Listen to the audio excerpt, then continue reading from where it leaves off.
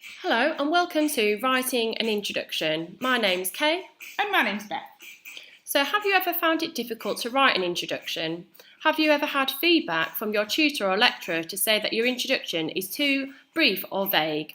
Well, this video will help to explain what the aim and purpose of an introduction is, to look at some key examples and to give you some top tips in terms of how to successfully write an introduction. What is the aim of an introduction? An assignment should always open with an introduction, and Burns and Sinfield have stated that in the introduction you write some remarks that acknowledge the importance of the topic and tell the reader how you're going to answer the question. So let's look at that further. So really, an introduction should state the aim and purpose of the assignment. What is it seeking to achieve, to explain, to outline or to argue? It should explain what the assignment will focus on and argue. So what are the key points that will be explored? Will there be any key arguments or debates outlined? And how will the assignment be structured? So what are those key points and in what order will they be explored? The introduction should give your reader a really clear overview of what they can expect to follow in the rest of your assignment. Imagine that you've been set an essay with the following title: Explore the Limitations of Arnott's Theory of Emerging Adulthood. Don't worry if you're not familiar with this theory. You don't need to be to understand the examples we're looking at here today, though if you wanted to, you could always look it up. You might want to pause and read this example introduction, but notice the X next to it on the right-hand side. This is our example of a not very good introduction. Can you see what's wrong with it?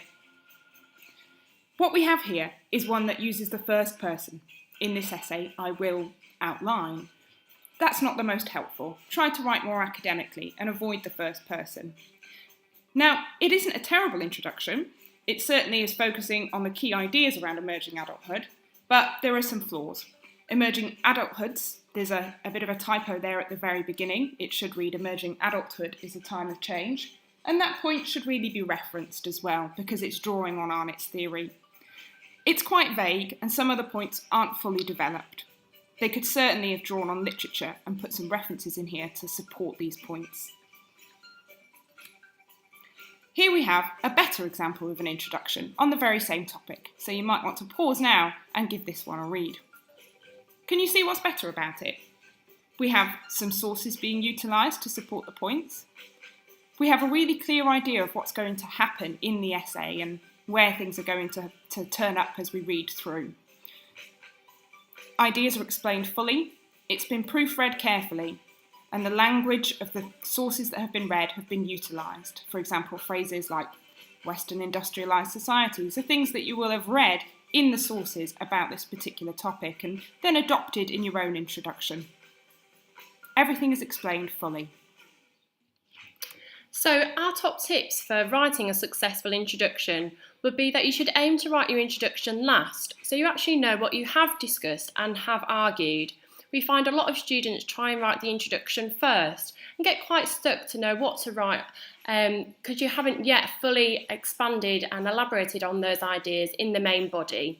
So you need to know what you've written before you can introduce that. So aim to write it last. And we'd suggest avoiding using I. So instead of saying I will explore, maybe you could write the assignment will explore. And that can sometimes give your work more of an academic tone. We have cited one source in here if you would like to read up any more about kind of key study skills, and do make sure that you check with your referencing guidelines in your specific institution. So we hope it's been useful and best of luck with your introductions. If you've got any questions about introductions or want any more videos to help you with your study skills, please leave a message beneath the video.